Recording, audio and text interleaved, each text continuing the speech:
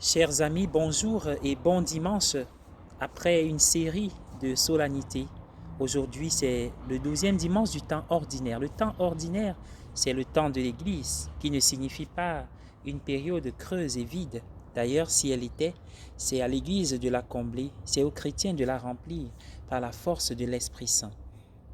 Et en ce dimanche, au cœur de la liturgie, la figure du prophète Jérémie, un prophète célèbre de par sa verve, de par son audace. Jérémie était traqué et menacé, persécuté comme d'ailleurs tous les prophètes jusqu'à Jésus et nous aujourd'hui. Il avait comme sur sa tête une épée de Damoclès, car il avait choisi le chemin de la vérité, de la justice et de l'amour.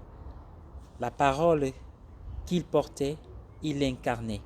Jérémie était aussi un prophète très humain, car parfois il en avait ras-le-bol et voulait tout laisser. « Je ne parlerai plus en ton nom, Seigneur », disait-il, d'où le mot des jérémiades. Mais Jérémie est resté fidèle, d'où son affirmation d'aujourd'hui.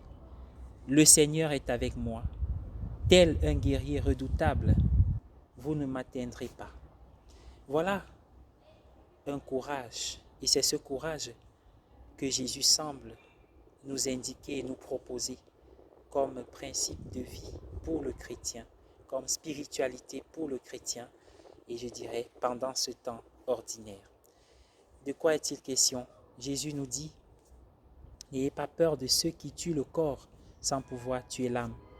Cela signifie en fait, et c'est ce qui est recommandé, qu'il nous invite à avoir la crainte de Dieu seul. Et la crainte de Dieu, c'est le commencement de la sagesse. Cette crainte signifie une confiance, un abandon, car c'est lui qui est créateur de tout ce qui existe. Cette confiance se traduit par le fait qu'il dit qu'il maîtrise, il connaît le nombre de nos cheveux et que nous sommes plus importants qu'une foule de moineaux.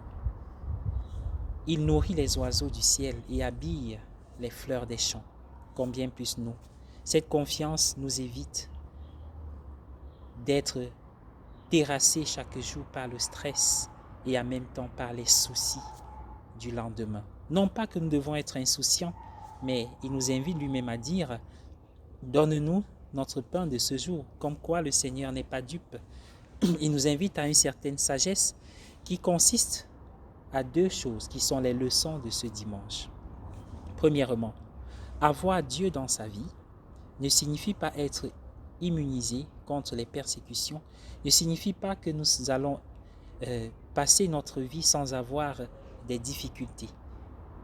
En fait, la voie du Seigneur consiste aussi à embrasser la croix.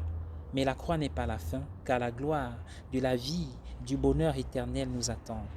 C'est la première des choses. Donc le chrétien est celui-là qui, dans les bons comme les jours difficiles, il faut louer le Seigneur et lui rester fidèle. Deuxième leçon, c'est retrouver la priorité des priorités. Et cette priorité des priorités, c'est Dieu lui-même. En effet, tout ce que nous avons, et même notre corps, disparaîtra.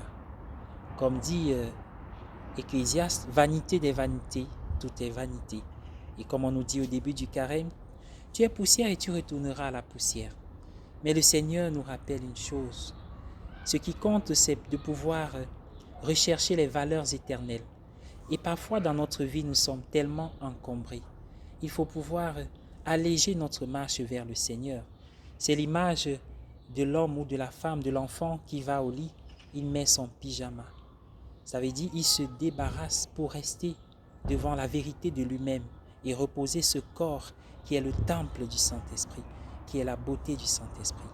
C'est l'occasion aujourd'hui de revenir à l'essentiel, c'est-à-dire les valeurs spirituelles et éternelles, dont la source est la relation à Dieu, une relation qui n'a de fruits que lorsque elle s'ouvre et se déverse autour de nous, dans le service des autres, et le regard, l'attention vers les plus faibles, les plus pauvres et ceux qui sont le plus dans le besoin.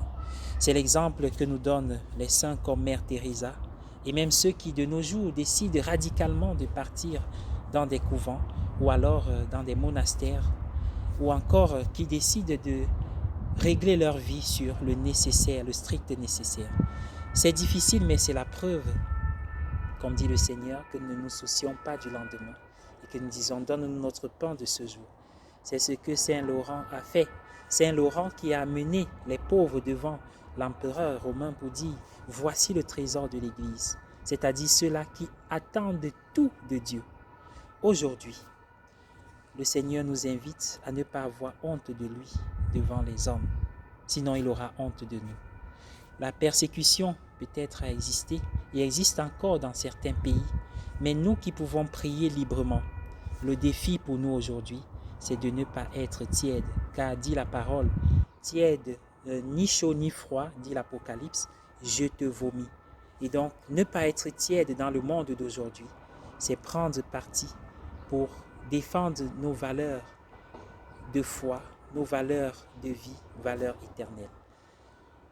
Je vous invite à prier. Au nom du Père et du Fils et du Saint-Esprit. Amen. Seigneur notre Dieu, merci pour la vie que tu renouvelles chaque matin en nous. Toi qui es maître du temps et de l'histoire, à l'origine de l'être, de la vie et du mouvement. Nous te rendons grâce pour la beauté de la nature. Nous te rendons grâce pour la force que tu nous donnes de pouvoir parfois nous séparer de certaines choses, nous sacrifier pour partager avec les autres, avec les associations, avec les personnes dans le besoin, pour partager notre avoir, notre être, notre temps avec ceux qui nous entourent. Donne-nous de ne jamais le regretter, car chaque fois que nous l'avons fait à l'un de ces plus petits, c'est à toi que nous l'avons fait. Donne-nous aussi de pouvoir recevoir en toi la récompense, et non pas, Seigneur, l'abandon et les persécutions autour de nous à cause du chemin de la vérité. Et si ces persécutions arrivent, assiste-nous comme tu l'as fait avec Jérémie, avec Marie, avec Joseph, avec tous les saints ainsi que nos saints patrons. Guide-nous et protège-nous qui avons confiance en toi. Amen. Au nom du Père et du Fils et du Saint-Esprit. Amen.